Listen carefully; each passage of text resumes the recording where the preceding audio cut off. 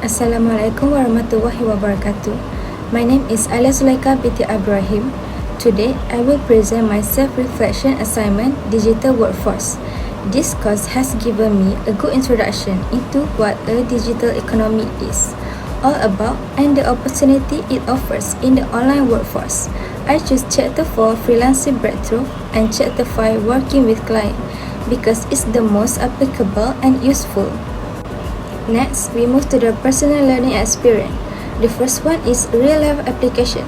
Chapter 4 offered me knowledge on the entire freelancing process, looking for projects, sending proposal, communicating with client, managing the contracts, finishing the project, and then getting paid.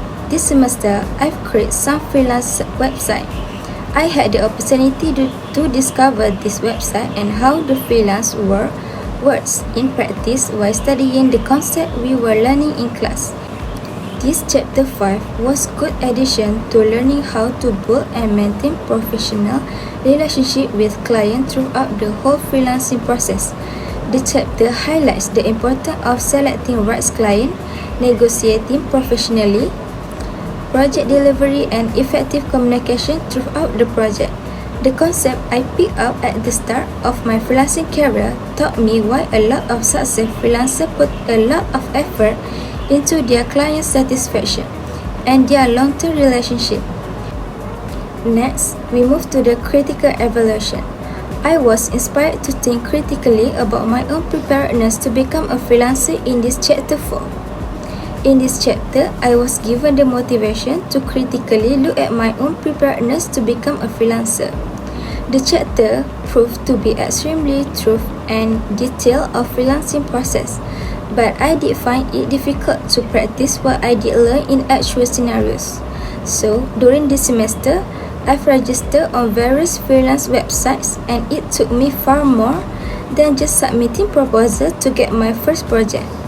The competition is really tough when you're just a beginner and don't go through any review by your clients.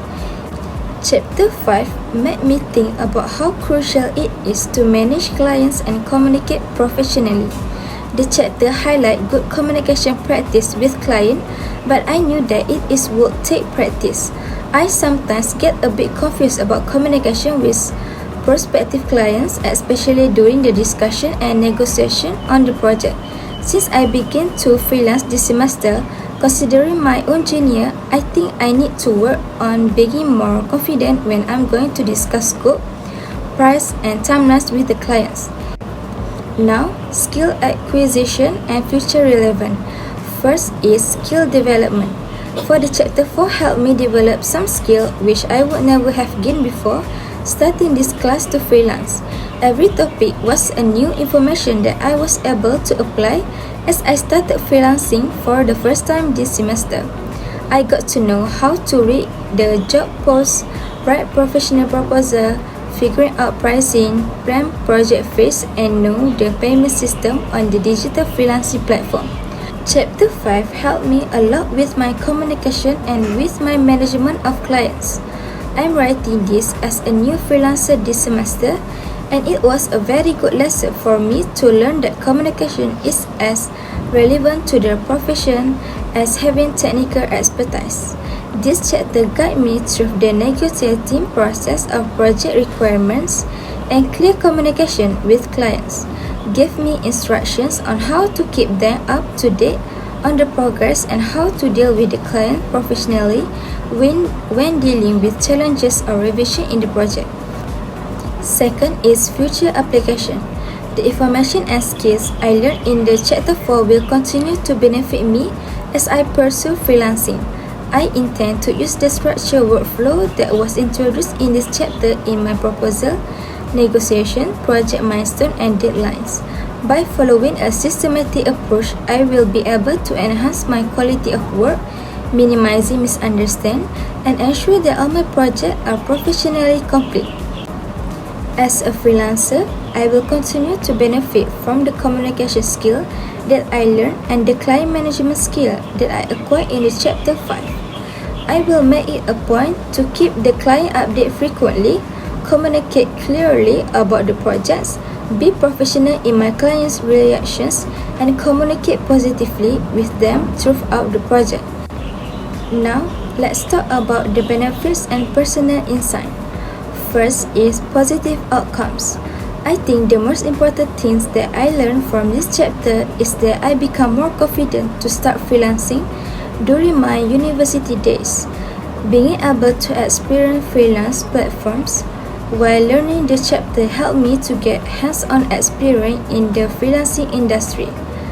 All the lessons that I were touched on in the class were more relevant because I could connect it to my experience as a new freelancer.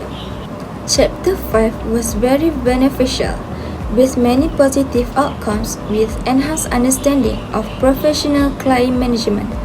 I also knew that having a good client relationship is also key of long-term success.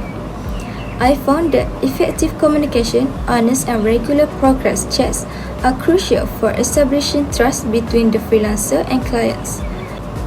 Second is intellectual growth. This chapter 4 helped me a lot in my mental development as an intellectual, as it made me think differently about freelancing as a professional career. At first, I thought freelancing was just a means to an extra income, but once I learned about the project management, proposal writing, and bidding, I realized that freelancing is not something you can do without a plan. This chapter helped me to be a critical and independent learner. By beginning to freelance this semester, I was able to draw comparison between what I learned in class and what I encountered in real-world freelancing.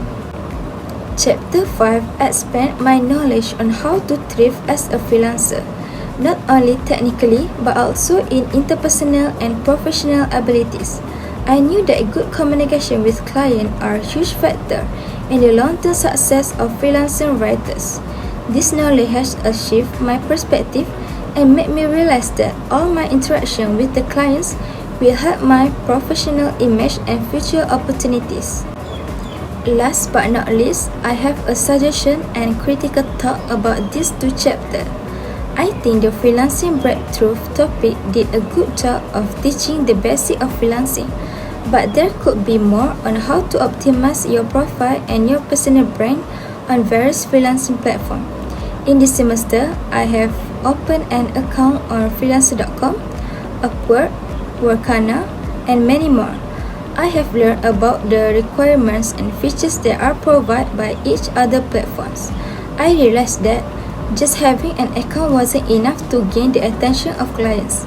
Things like profile description, portfolio presentation, skill keyword, certificate, and clients review have a huge impact on visibility and project opportunity. So I suggest adding a profile audit activity in which students get feedback from others on what they see on their actual personal profiles, and they learn how to leverage different sites to boost their profile rankings, visibility, and attraction of clients. In the topic working with clients, I suggest adding a practical client communication assessment using scenarios of real freelancing situations. This topic covers the concept of communication and client management, but it would be helpful if students were asked to answer some sample client questions, discuss project scope with the client, deal with revision requests, and send professional follow-up emails. Based on my own research in the freelancing world, I found that a lot of clients judge freelancers by their communication skill and technical skill. Hence, the student will have confidence and problem-solving skill during real clients interaction in their future freelancing projects if they are provided with realistic client interaction exercise.